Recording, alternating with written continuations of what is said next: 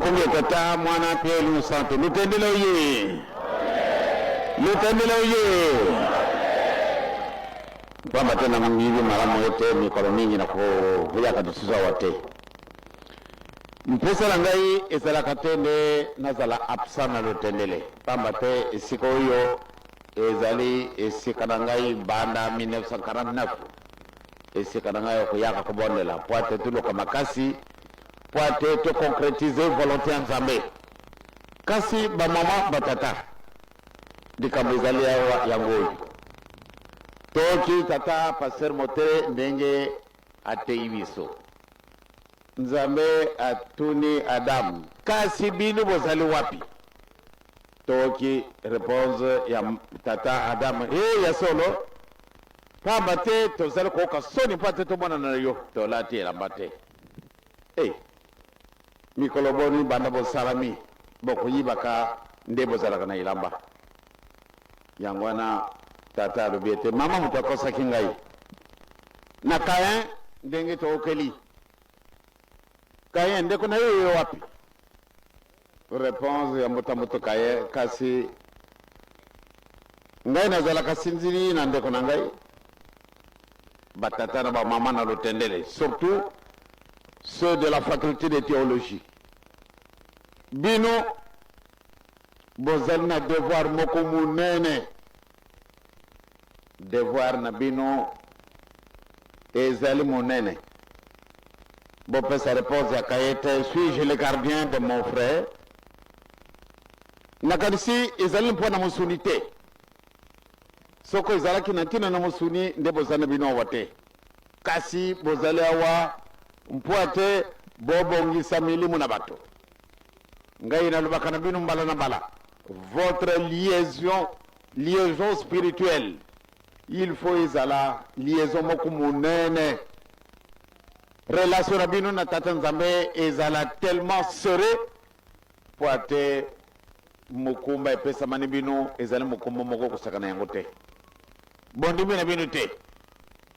Je vous observe de loin et quelquefois de près. Pa matin nazali na baoyo ba lungwa kiawa. Des théologiens licenciés. Et actuellement, quand je vois les docteurs en théologie que nous avons, de loin comme de près, je vous observe. Je regarde ce que vous faites. Quel est vos devoirs vis-à-vis du prochain? Je suis parti sur des bases solides pour faire exister cette faculté de théologie. Je savais très très bien que nous allions connaître beaucoup de problèmes. Mais j'étais sûr et certain que nous gagnerons.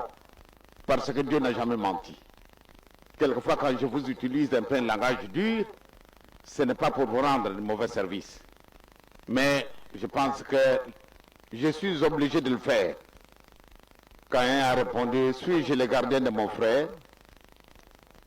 Naoki Tata, passer à lui était réponse à Kain, ils allaient qui m'a monté.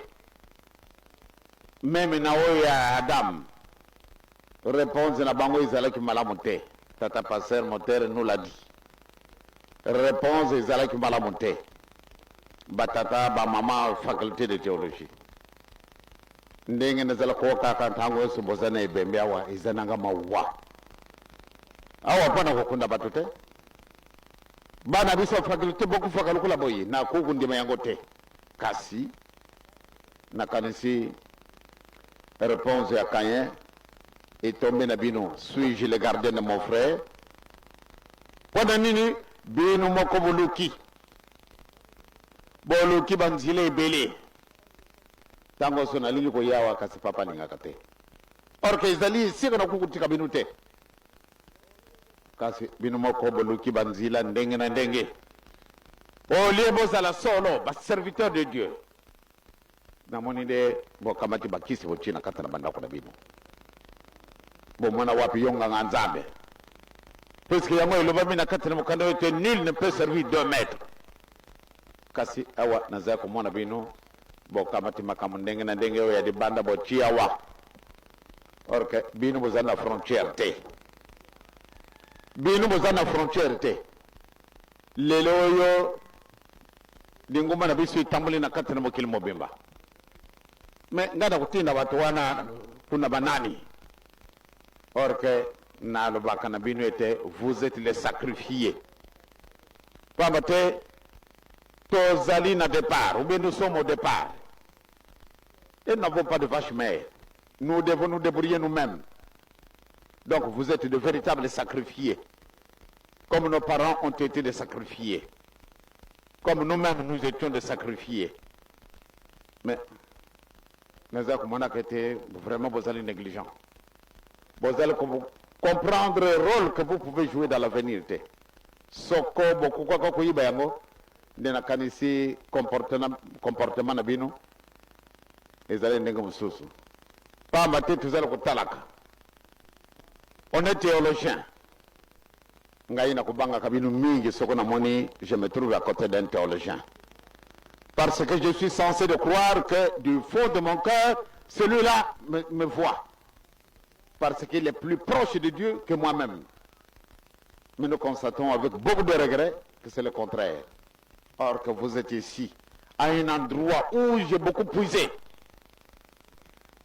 J'ai puisé beaucoup de richesses spirituelles. C'est pour cela que je fais le choix que j'ai construit notre faculté de théologie ici. Où sortiront les vrais serviteurs du Dieu. Wana nde ezalaki ba intention na ngai. Na linga ki mingi na ba mama na ba tata na ba na bin tango kubima